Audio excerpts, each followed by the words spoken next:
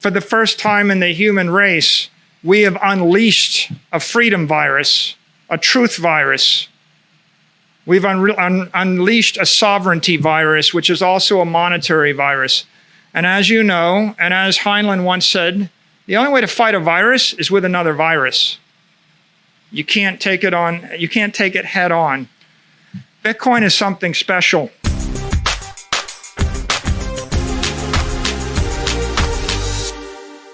I asked you the question, if you got ejected out of the third biggest country in the world, or if I denied you privileges to live in any of the 5 largest countries in the world, would your life go on? Probably. Now, what if you actually got canceled by Apple, Amazon, Facebook, Google tomorrow? The question is, would your life go on? Stop and think a little bit about what happens if they simply turned off your account, seized your photos, turned off your messages, took your documents. What if Microsoft just denied you access privileges? Could you run a business? Could you work? So the question really is, what happens if this goes on? Companies get bigger, we got big tech, governments get bigger. As the companies get bigger, when the company serves 3 billion people, then that means one bureaucrat can make one phone call to that company and potentially turn off all of the information flowing to all 3 billion people over the weekend, right? This is it's a new idea, and it's a disturbing idea. The story of Atlas Shrugged is the story of individuals struggling against the collective, and eventually they realize it's a corrupt and a rigged game, and they can't succeed at it. And the solution that John Galt offers is to withdraw from the corrupt economy. So should we follow John Galt's example? Should we just withdraw from a corrupt economy? Can we? Well, obviously we haven't. We don't want to be martyrs. We want to be winners. And that is the challenge we face today. There's no point in going on strike unless you've formed a union first. Just going on strike without the organization in advance is just self-inflicted martyrdom. Bitcoin is a union. There's a freedom saga in the history of the human race.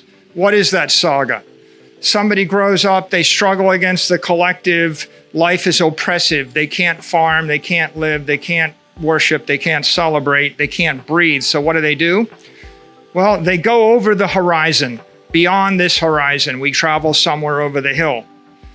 After that, we go to the New World. What happens after you settle the New World? Well, it gets too oppressive on the East Coast.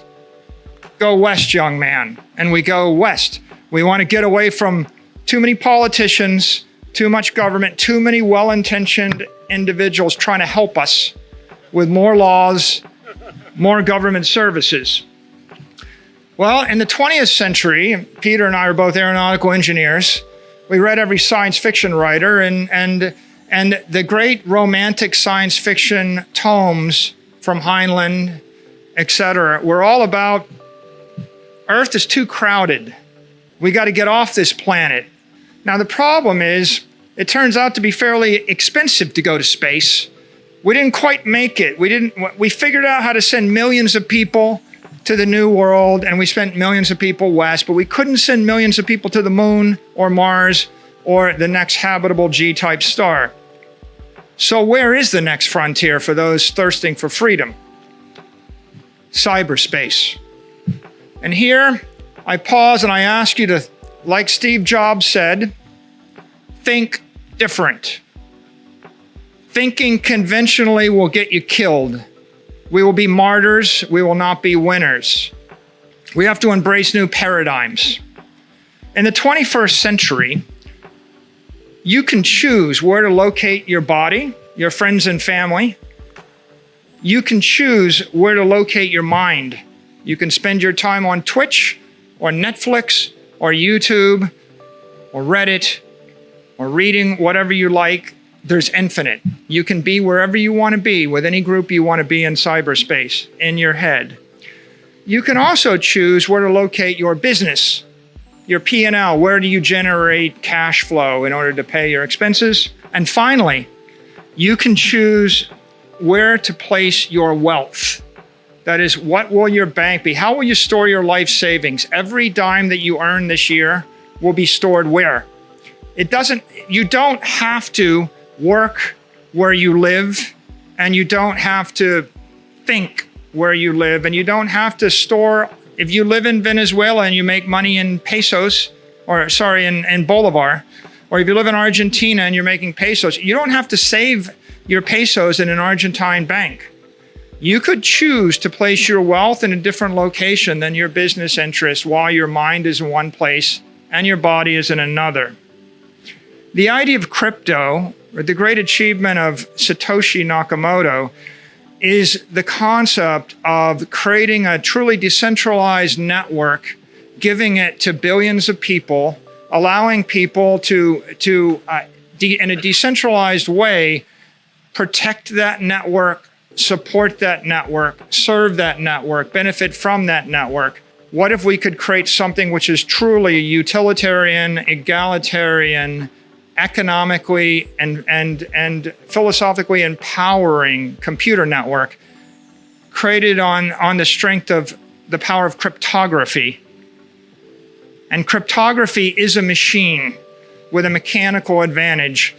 We're talking about cryptography where it becomes billions or trillions of times harder to break the code than it is to create the code.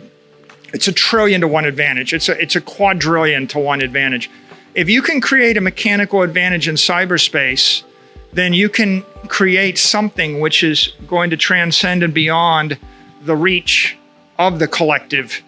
And you finally have a tool with which to fight back. Bitcoin is a shining city in cyberspace, and you can go there once you understand it. The difference is, for thousands and thousands of years, the technology for doing that was imperfect. The technology of gold to separate the power from the state doesn't work when they just shoot you and take your gold. The technology of cows or tobacco or fiat currency or buildings, they don't work that well to separate economics from the state. So although this was an ideal and aspiration, we never had the technology to realize it. January 3rd, 2009 is the singularity. That's the point at which Satoshi Nakamoto developed the technology to transfer value through space without a trusted third party. Now, people say that a lot. They say he solved the Byzantine generals problem. But if you can transfer something of value through cyberspace without a trusted third party, that means you can manifest something of value in cyberspace without a trusted third party. That means you can create and store and transfer energy in the digital realm.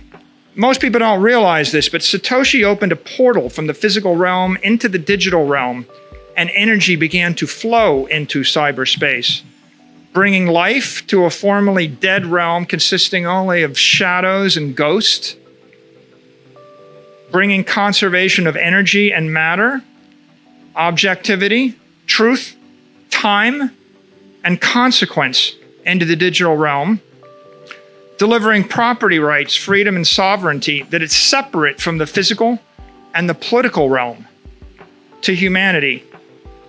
In March of 2020, the world came to a grinding halt. Suddenly, billions of people woke up to the prospect of an economic collapse, losing faith in their institutions and their governments. On August 10th, MicroStrategy, struggling with this existential crisis, adopts the Bitcoin standard. At that point, I concluded the road to serfdom is working exponentially harder for a currency growing exponentially weaker. And we saw an escape from economic slavery in the form of what we thought was digital gold. For the first time in the human race, we have unleashed a freedom virus, a truth virus. We've unleashed a sovereignty virus, which is also a monetary virus. And as you know, and as Heinlein once said, The only way to fight a virus is with another virus. You can't take it head on. Bitcoin is something special. You should remove your money from a corrupt economy. Bitcoin's a protocol to create free ideas, free economies, and free assets beyond the control of corrupt institutions. It's a fast, fair, and equitable method to settle the differences of 8 billion people. We say in the Bitcoin world, fix the money, fix the world. We could talk about the struggle and the human misery, and we could talk about the reasons why and what people think about it, but ultimately, it doesn't really much matter. I don't want to be a martyr. I don't want us to die for our country. I want us to be the winners. Success requires courage, clarity, and commitment. Look, there's 20,000 cryptos. There's one that's 95% dominant, which is ethically sound, technically sound, economically sound. Bitcoin is reared in metal.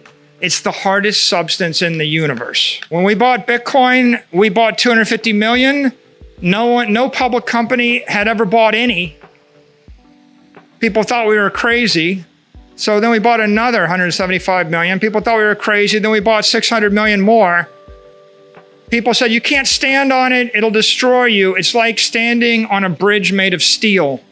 And I concluded, it's the perfect engineered material to solve our problem, but people are living in fear. Right now, it's a $400 billion asset. There are $400 trillion of other assets floating around in our current fiat system. They're leaking energy, they're corrupt, they're inefficient, they're controlled by the collective. 99.9% of the world doesn't get it. They're not there. That 99.9% haven't moved to Gulch. That means you're still early. I said to you at the beginning of the talk, Bitcoin's a union. The union gets more powerful as more people join. And in the war for the future of money, it's going to be won with money. It's the best choice we have to save our civilization and realize the ideal world envisioned by Ayn Rand and the objectivist movement. Join us.